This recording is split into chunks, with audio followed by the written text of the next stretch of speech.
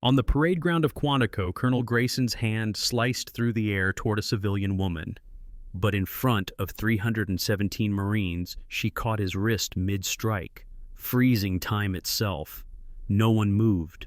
No one spoke. Her eyes were steel, unblinking. Who was she? And what kind of woman dared to do what no one else ever had? What drives someone to risk everything in a single moment of defiance?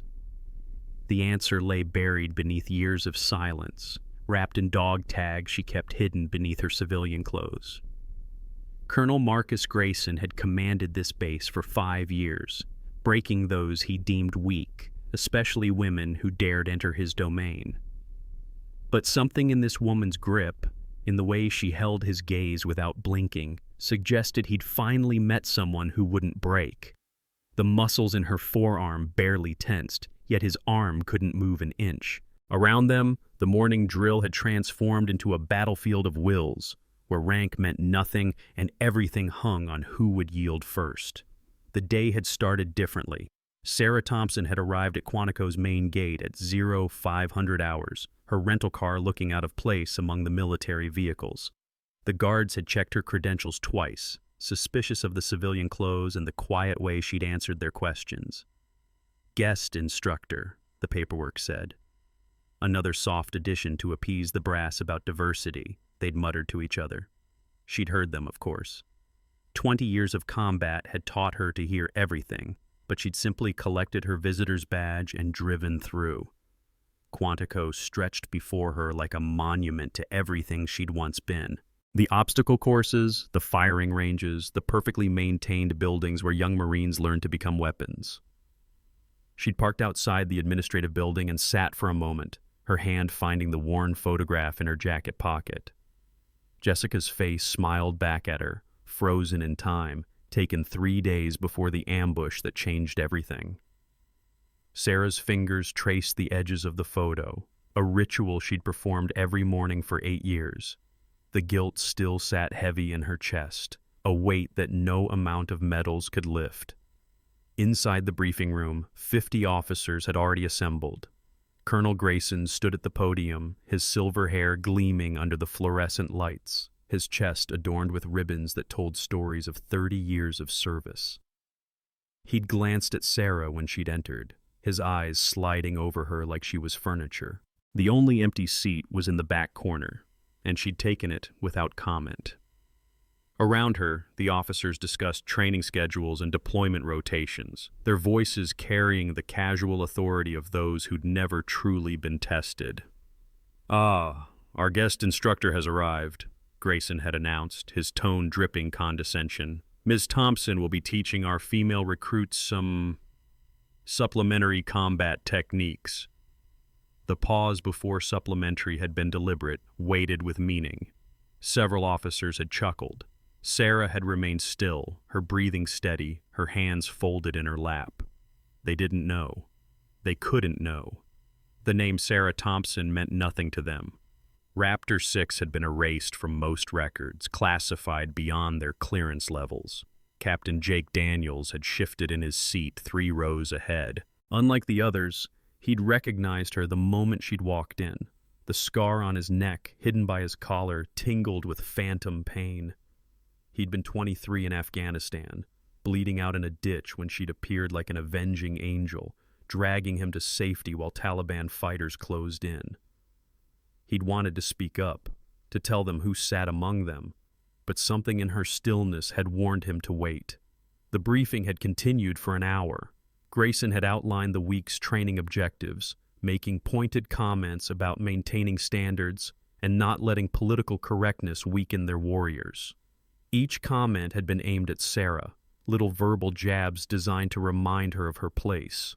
She'd absorbed them all, her face revealing nothing, but Daniels had noticed her hands, the way her fingers had tightened almost imperceptibly each time Grayson spoke, the way her breathing had remained perfectly controlled, the mark of someone who'd learned to manage adrenaline in life-or-death situations.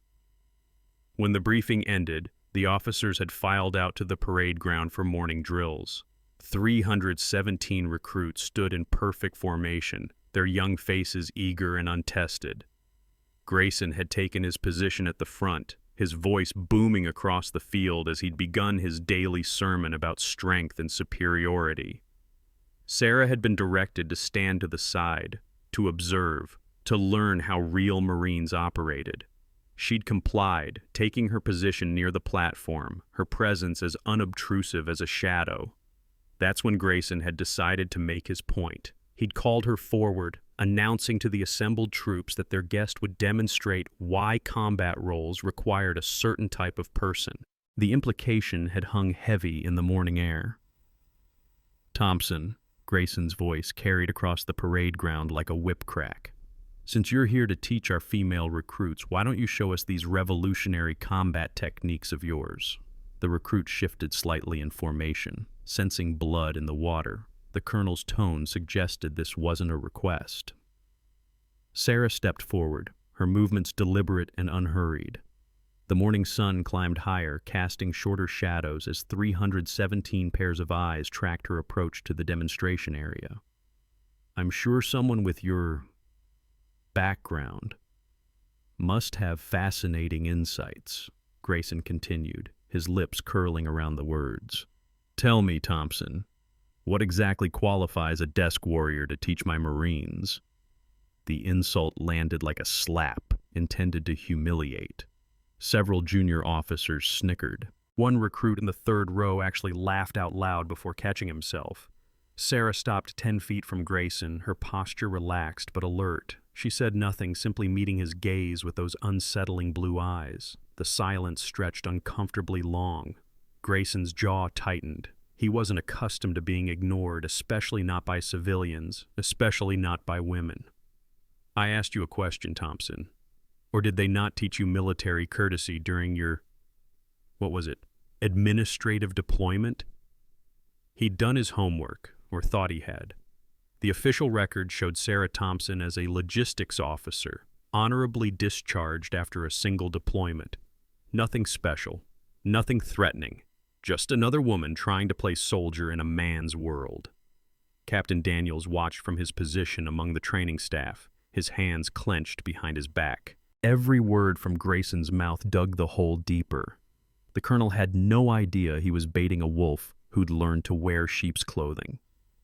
Daniels could see it in the way Sarah stood, weight perfectly balanced, ready to move in any direction. The way her eyes tracked everything while appearing to focus on nothing. These were tells only another combat veteran would recognize. Perhaps a demonstration would be more effective than words. Sarah finally spoke, her voice carrying that particular quality of someone who'd given orders under fire. It wasn't loud, but it cut through the morning air with surgical precision. Grayson's eyes narrowed. He'd expected stammering, excuses, maybe tears, not this calm acknowledgement that transformed his challenge into her opportunity. "Would your female recruits face trained opponents or untrained aggressors, sir?" Sarah asked, tilting her head slightly. The question seemed innocent enough, but Daniels caught the trap being laid. Grayson, his ego engaged, missed it entirely. "My Marines train for every possibility," he declared. "Though I doubt someone of your limited experience would understand the complexities of real combat." More chuckles from the assembled officers. One lieutenant actually shook his head in mock sympathy. Sarah nodded slowly, as if considering his words. "Then perhaps you'd honor me with a demonstration partner, Colonel, someone who represents the kind of opponent these women might face." Her tone remained professionally neutral, but something in the way she said it made several recruits straighten unconsciously. Grayson's face darkened. The challenge had been reversed, and refusing would make him look weak in front of his troops. "I don't have time for games, Thompson," he growled, stepping closer. His 6'2" frame towered over her 5'7". "But if you need a lesson in why combat positions have standards, I'm happy to provide one." He turned to address the formation. "Gather round, Marines. Let's see what happens when political correctness meets reality." The recruits broke formation, creating a loose circle around the demonstration area. Energy crackled through the crowd like electricity before a storm. Daniels moved closer, fighting the urge to intervene. He caught Sarah's eye for just a moment, saw the slight shake of her head. "Don't," that look said. "Not yet." He recognized the tactic. She was letting Grayson dig his own grave, letting him reveal his nature to everyone watching. The colonel removed his jacket, handed it to an aide, and rolled up his sleeves. His forearms were thick with muscle and old scars, proof of his own combat tours. He moved with the confidence of someone who dominated every physical challenge for 3 decades. "Standard grappling rules," Grayson announced. "First to submit or be pinned loses. Try not to hurt yourself, Thompson." The condescension dripped from every word. Sarah simply nodded, not bothering to remove her light jacket. She didn't stretch or warm up, just stood there waiting. Several female recruits in the crowd exchanged glances. They'd all heard Grayson's speeches about biological realities and natural hierarchies. Now they watched their colonel prepare to prove his point using this quiet woman as an example. What happened when silence met arrogance on a field where 317 witnesses waited for blood? Grayson moved first, a classic wrestling shoot aimed at taking Sarah to the ground quickly. His hand reached for her shoulder, intending to establish control and end this demonstration before it began. That's when everything changed. Sarah's movement was so subtle, so economical that half the watching recruits missed it. She simply wasn't where Grayson expected her to be. His hand cut through empty air as she shifted her weight, redirecting his momentum with a touch so light it seemed impossible. The colonel stumbled forward, caught himself, and spun to face her with newfound wariness. "Stop playing games," he snarled, coming at her again with more force. This time Sarah didn't evade. She met him head-on, her smaller frame absorbing his charge like water accepting a stone. Her hands found pressure points with surgical precision, and suddenly Grayson's strength meant nothing. His right arm went numb, his knee buckled. He found himself dropping to one knee, his face contorting in shock and pain. The parade ground fell silent except for the distant sound of a helicopter passing overhead. That's when Grayson made his fatal error. Humiliated and enraged, he rose with his fist cocked back, abandoning all pretense of a training demonstration. His hand sliced through the air toward Sarah's face, powered by 30 years of male pride and institutional authority. The watching crowd gasped. Several recruits stepped forward instinctively, but Sarah Thompson moved faster than thought. Her hand shot up, catching Grayson's wrist in mid-strike, stopping his fist inches from her face. The crack of impact echoed across the parade ground like a gunshot. "Colonel Grayson," Captain Daniels' voice cut through the frozen moment like a blade. He stepped into the circle, his face hard as granite. "You're about to strike Medal of Honor recipient Lieutenant Colonel Sarah Thompson, call sign Raptor 6. The words fell into the silence like bombs. Recruits who'd been smirking now stood with mouths open. Officers who'd been laughing found their voices caught in their throats. Grayson's arm, still suspended in Sarah's grip, began to tremble. "That's impossible," Grayson stammered, but his voice had lost its authority. "The records show—" Daniels cut him off. "The records show what Raptor 6 wanted them to show after she left active duty. But I was there, Colonel. October 15th, 2015. Forward Operating Base Chapman, Afghanistan. 32 Taliban fighters. 12 Marines trapped in an ambush. His hand unconsciously touched his neck. I was one of them." The story poured out of Daniels like water breaking through a dam. How their convoy had been hit with IEDs and RPGs simultaneously. How their lieutenant had been killed in the first seconds, leaving them leaderless and surrounded. How the Taliban had systematically picked off their positions, closing the noose. They'd called for air support, but the weather had grounded everything. They'd called for quick reaction forces, but the nearest unit was 40 minutes out. They'd started writing final messages on their arms in Sharpie, knowing they wouldn't survive another 10 minutes. Then Raptor 6 had arrived, alone. She'd been returning from a classified reconnaissance mission, heard their distress calls, and made a choice that should have been suicide. One operator against 32 fighters to save 12 Marines she'd never met. Daniel's voice grew quiet as he described what followed. How she'd moved through the Taliban positions like death itself, using their confusion and overconfidence against them. How she'd turned their ambush into chaos, appearing where they least expected, killing with mechanical precision. But that wasn't what earned her the medal, Daniels continued, his eyes fixed on Sarah, who still held Grayson's wrist suspended. When she reached us, half our squad was wounded. The Taliban had regrouped and were mounting a final assault.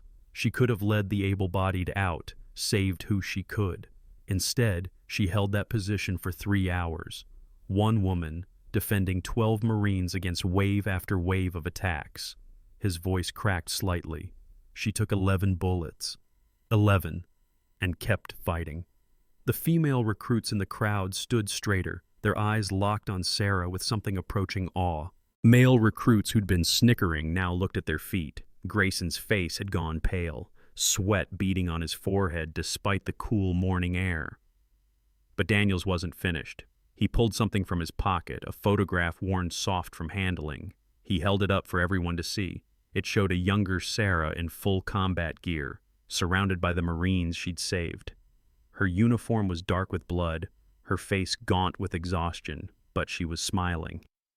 3 of us would have died without immediate medical evacuation, Daniel said. She carried us out one by one under fire. Jenkins weighed 220 pounds. She firemen carried him half a click to the extraction point with bullets cracking past her head. He paused, swallowing hard. We found out later she'd been hit in the first 20 minutes. Fought for 3 hours with 11 wounds. The medics said she should have bled out in 30 minutes. They asked her how she kept going. His eyes found Sarah's. She said she'd made a promise to someone that she'd always bring everyone home. Sarah finally released Grayson's wrist. The colonel's arm dropped to his side like a dead thing. Without a word, she reached into her jacket and pulled out a small metallic object on a chain. Not her Medal of Honor. Not her Purple Hearts. A single dog tag, worn smooth by years of handling. The name etched on it read, Jessica Chen. Several people leaned forward to read it, and whispers rippled through the crowd when they recognized the name. Chen had been famous in her own right, one of the first female Marine raiders, killed in action in 2014. Jess was my spotter. Sarah spoke for the first time since the demonstration began, her voice carrying the weight of old grief. Best Marine I ever served with. We made each other a promise. If one of us didn't make it, the other would live enough life for both. Would protect those who couldn't protect themselves. Would never let rank or ego or bureaucracy get more Marines killed. Her eyes found Grayson's. She died because a colonel like you wouldn't listen to her intel about an ambush. Thought a woman couldn't read the battlefield as well as he could. The silence that followed was deafening. 317 Marines stood frozen, processing the revelation that the woman their colonel had tried to humiliate was a living legend who'd bled for strangers and carried the weight of that sacrifice every day since. Grayson stood isolated in the center of the circle, his authority evaporating like morning mist. Several of his longtime supporters among the officer corps had stepped back, distancing themselves from him physically and symbolically. Why hide it? A young female recruit found the courage to ask. Why let him disrespect you? Sarah turned to face the young woman, and for the first time that morning, something approaching a smile touched her lips. Because respect earned through fear of rank or reputation isn't real respect. It's just another form of control. I wanted you to see him for what he is, not what his uniform says he should be. She paused, looking around at all of them. Real strength doesn't need to announce itself. It just is.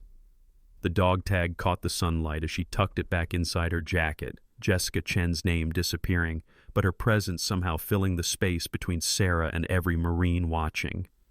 In Afghanistan, Sarah had saved 12 lives with violence. Here, on this parade ground, she was saving futures with truth. The revolution wasn't in her combat techniques. It was in showing 317 Marines that the strongest warriors sometimes looked nothing like what they'd been taught to expect. The transformation began immediately. Where moments before the parade ground had buzzed with mockery, now an electric tension filled the air. Grayson stood isolated, his face cycling through shades of red and white as he processed his catastrophic miscalculation. The officers who'd laughed at his jokes now studied their boots with intense fascination. Lieutenant Morrison, who'd been Grayson's most vocal supporter, actually took 3 steps backward, physically distancing himself from his commanding officer. The movement triggered a chain reaction as others followed suit, leaving Grayson in an expanding circle of emptiness. "Formation!" Grayson barked, trying to reassert control, but his voice cracked on the word. Half the recruits didn't move. The other half turned not to him, but to Sarah, waiting for her nod before returning to their positions. The gesture was subtle but devastating. In 5 minutes, she'd done what regulations and protocols couldn't: expose the difference between authority and leadership. Captain Daniels watched the colonel's world crumble with grim satisfaction. He'd waited 8 years to see someone hold Grayson accountable for his toxic command style. The female recruits moved differently now. Private Chen, no relation to Jessica, but carrying the same name like a torch, stood with her shoulders back, her chin lifted. She'd been considering dropping out after weeks of Grayson's subtle and not-so-subtle discouragements. Now she looked at Sarah with the expression of someone seeing a door where there'd only been walls. Beside her, Lance Corporal Williams wiped tears from her eyes, not bothering to hide them. She'd been told crying meant weakness. But if Raptor 6 had carried 11 bullets and kept fighting, maybe tears were just another thing warriors were allowed to have. "Sir, Major Peterson," Grayson's executive officer stepped forward. His voice carried the careful tone of someone navigating a minefield. "Perhaps we should proceed with the scheduled training evolution. The recruits have formation tactics at 0900. It was a lifeline, an attempt to restore normalcy." Grayson grabbed it like a drowning man. "Yes. Resume standard training schedule. Thompson, you're dismissed." The last part came out as a snarl, his final attempt at asserting dominance. Sarah didn't move. She stood perfectly still, her gaze fixed on Grayson with the patience of someone who'd waited in sniper hides for days. "Actually, Colonel, I believe I'm scheduled to conduct close combat training with the female recruits at 0900. Her tone remained professionally neutral, but everyone heard the steel underneath. "Unless you're rescinding the base commander's direct order." The trap was elegant. General Morrison had personally arranged Sarah's visit. Overruling it would mean Grayson admitting he'd lost control of his base to a guest instructor. What followed was the longest 10 seconds in Quantico history. 317 Marines held their breath as Colonel and Legend locked eyes. Grayson's jaw worked soundlessly, his hands clenching and unclenching at his sides. Finally, inevitably, he looked away. "Proceed with your training, Thompson." The words tasted like ash in his mouth. He turned on his heel and strode toward the administrative building, his gait stiff with humiliation. Not one person followed him. The moment Grayson disappeared inside, the dam burst. Recruits surged forward, surrounding Sarah with questions and barely contained excitement. She raised one hand, and silence fell instantly. That was the difference, Daniels thought. Grayson demanded quiet. Sarah created it. "Female recruits with me," she said simply. "Everyone else, Captain Daniels, will oversee your formation drills." The look she gave Daniels carried volumes. "Take care of them. Show them better." He nodded, understanding passing between old warriors who'd seen too much. As Sarah led the female recruits to the close combat training area, something unprecedented happened. One by one, the male recruits began applauding. It started with Private Rodriguez, whose sister had washed out of basic after an instructor told her women didn't belong in combat roles. The sound spread like wildfire until all 317 Marines were clapping, the noise rolling across Quantico like thunder. Sarah paused, turned back, and for the first time that morning allowed herself a real smile. Then she nodded once and continued walking. In the administrative building, Grayson stood at his window watching his authority evaporate in real time. His phone was already ringing. Word traveled fast in the military, and by noon every base commander in the Corps would know what had happened. He'd been exposed, humiliated, and undermined by someone he'd dismissed as weak. The bitter irony was that Sarah hadn't even reported him. She'd simply let him reveal himself. His career wasn't over. He had too many connections for that, but his days of unopposed dominance were finished. On the training ground, Sarah began teaching the female recruits techniques that weren't in any manual. How to use perceived weakness as strength, how to survive when outnumbered and outweighed, how to keep fighting when everything hurt and hope seemed lost. She taught with economy and precision, demonstrating moves that had kept her alive in places where death was measured in seconds. But between the techniques, she taught them something more important, that they belonged here, that their strength was different but not lesser, that the promises they made to each other mattered more than any rank or ribbon. "Ma'am," Private Chen raised her hand during a water break. "What happened to the Marines you saved? Did they all make it home?" Sarah's expression softened. Every one of them. Daniels is still here, as you saw. Jenkins runs a training company in California, teaches tactical medicine. Rodriguez became a pilot. The others... She paused, her hand unconsciously touching where her jacket concealed Jessica's dog tag. "They're living their lives, being enough for those who didn't make it home." The morning sun climbed higher, burning off the last of the dawn mist. Across Quantico, the story was already spreading, growing with each telling. Not the false inflation of barracks gossip, but the kind of story that became foundation myth. The day Raptor 6 came back. The day a colonel learned the difference between power and strength. The day 317 Marines discovered that heroes sometimes looked like quiet women who kept their promises to the dead. Major Peterson found Grayson in his office an hour later, staring at his wall of commendations. "Sir, the general is on line 1. Grayson didn't move. He knew what was coming, not official censure. That would require admitting what had happened. Instead, there would be a quiet reassignment, a lateral move to somewhere his brand of leadership would do less damage. He'd been defeated not by violence or formal complaint, but by the simple act of someone refusing to play his game. Outside, the sound of training continued. Sarah's voice carried across the base, calm and steady, teaching warriors how to be weapons without losing their humanity. Every technique she demonstrated carried the weight of experience, the knowledge that came from surviving when survival should have been impossible. The female recruits absorbed it all with fierce concentration, understanding they were learning from someone who'd walked through hell and chosen to come back as a guide for others.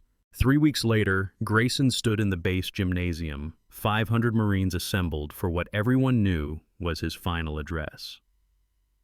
He'd prepared a speech about duty and tradition, about maintaining standards in changing times. The paper trembled slightly in his hands as he approached the podium. Behind him, Sarah sat with the training staff, her presence a silent reminder of his spectacular fall.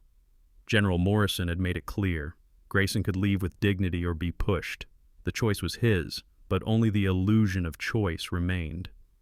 "Marines," Grayson began, then stopped. In the third row, he saw Private Chen wearing her expert marksman badge, earned under Sarah's tutelage. Behind her, Lance Corporal Williams stood at perfect attention, selected for advanced combat training. Throughout the formation, female Marines held themselves differently now, carrying themselves like warriors who knew their worth. The speech he'd prepared suddenly seemed pointless, words defending a world that no longer existed.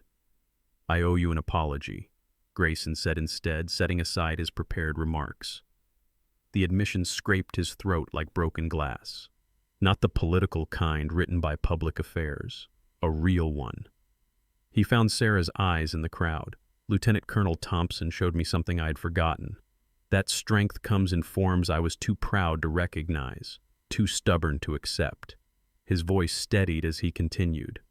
"I've been reassigned to a training development position. Before I go, I need you to know what you witnessed 3 weeks ago was a failure of leadership. Mine." The gymnasium fell silent. 500 Marines processed the sight of their iron-fisted colonel admitting fault. Sarah watched him with those steady blue eyes, her expression unreadable. Grayson waited, hoping for something, absolution, understanding, anything. But Sarah simply nodded once, the gesture neither forgiveness nor condemnation. just acknowledgement. Actions speak, sir. Her words from that morning echoed in the space between them. That's all, Grayson concluded, stepping back from the podium. He saluted the assembly, held it for 3 seconds, then walked out of the gymnasium and into retirement shadow. No one applauded, no one jeered. They simply watched him go, understanding they'd witnessed something rarer than combat heroics, a powerful man choosing accountability over pride. It wasn't redemption, but it was a start. General Morrison took the podium next. Effective immediately, Lieutenant Colonel Thompson has been recalled to active duty as our new close combat training director. The announcement sent ripples through the formation. Sarah stood slowly, and this time the applause was immediate and thunderous. She moved to the front with that same economical grace, stopping beside Morrison.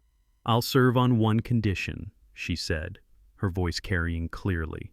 "My office remains open to any Marine, any rank, any time. We fight together or not at all." The weeks that followed transformed Quantico in ways both subtle and profound. Sarah's office door stayed open as promised, and Marines found their way to it carrying burdens they'd never shared before. Male recruits admitted fears about not being strong enough. Female recruits spoke of assault and harassment they'd endured in silence. Senior officers confronted biases they'd carried for decades. Sarah listened to them all with the patience of someone who understood that healing was just another form of combat, requiring different weapons but equal courage. Captain Daniels became her deputy, helping redesign the entire close combat curriculum. They incorporated lessons learned in Afghanistan, Iraq, Syria, real knowledge from real survivors.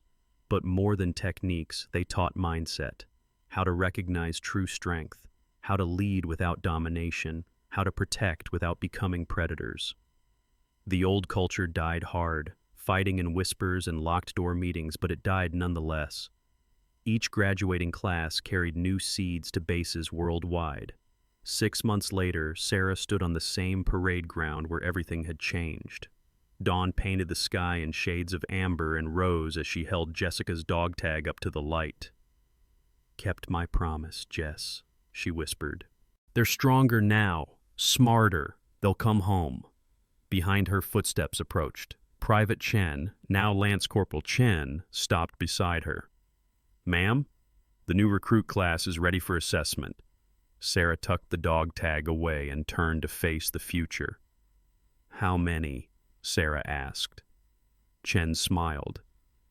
317, ma'am. Highest female enrollment in Quantico history." The number wasn't coincidence. Stories had power, and the story of the morning when silence defeated shouting had spread across every base, every unit. Young women who'd never considered military service now arrived daily, drawn by the promise of training under Raptor 6. Young men came too, seeking a different model of strength than their fathers had taught. As they walked toward the training grounds, Sarah caught movement in her peripheral vision. A figure stood in the shadow of the administrative building, watching. For a moment, she thought it might be Grayson, returned to reclaim his kingdom. But the figure stepped into the light, revealing a young woman in civilian clothes, a visitor's badge clipped to her jacket. Her eyes held questions and determination in equal measure. Another one drawn by the story, searching for her own transformation. "Ma'am," Chen said quietly, "that's Senator Morrison's daughter. She's been waiting since 0400 to speak with you." Sarah studied the young woman, seeing past the privileged background to the steel underneath. "Send her to my office after morning training. If she's still here at noon, we'll talk." It was a test, the first of many. Chen nodded and jogged over to relay the message. The sun climbed higher, burning off the morning mist. Somewhere in Afghanistan, Marines patrolled dangerous streets carrying lessons learned at Quantico. Somewhere in America, young women laced up running shoes and started training for a dream that now seemed possible. And on this parade ground where a colonel once fell and a legend rose, Sarah Thompson prepared to forge another generation of warriors who understood that true strength whispered while weakness shouted. She walked onto the training ground where 317 recruits waited at attention. Her shadow stretched long behind her, touching each of them with possibility. In her pocket, Jessica's dog tag rested warm against her palm, a reminder and a promise combined. The silence before she spoke held weight, held history, held transformation. When she finally opened her mouth, her words would reshape futures. But for now, in this perfect moment between night and day, the silence said everything. "Who wants to learn how to survive?" she asked at last. 317 voices answered as one, their combined shout rolling across Quantico like thunder. Sarah smiled, remembering another morning when she'd refused to shout back. Sometimes the greatest victories came not from matching force with force, but from showing others a different way to fight. Behind her, the American flag snapped in the morning breeze, its shadow dancing across ground where legends were born, one transformed life at a time. The camera of memory pulls back, rising above the base, capturing the scene from the sky. A single woman surrounded by hundreds, teaching them to find strength in places the old guard never thought to look. In offices across Quantico, computers hummed with emails spreading her training methods to bases worldwide. Change rippled outward like waves from a stone dropped in still water. The colonel who tried to break her was gone, but what he'd accidentally unleashed would outlive them all. Proof that silence could speak louder than commands, that true warriors came in forms the world was only beginning to recognize. What defines a legend? Not the medals or the stories, but the futures they make possible for others. On this morning, under this sky, another legend took root in American soil, growing from the promise one woman made to her dead friend and kept with every breath. The silence of experience had conquered the noise of ego, and in that quiet victory, an entire culture began to transform.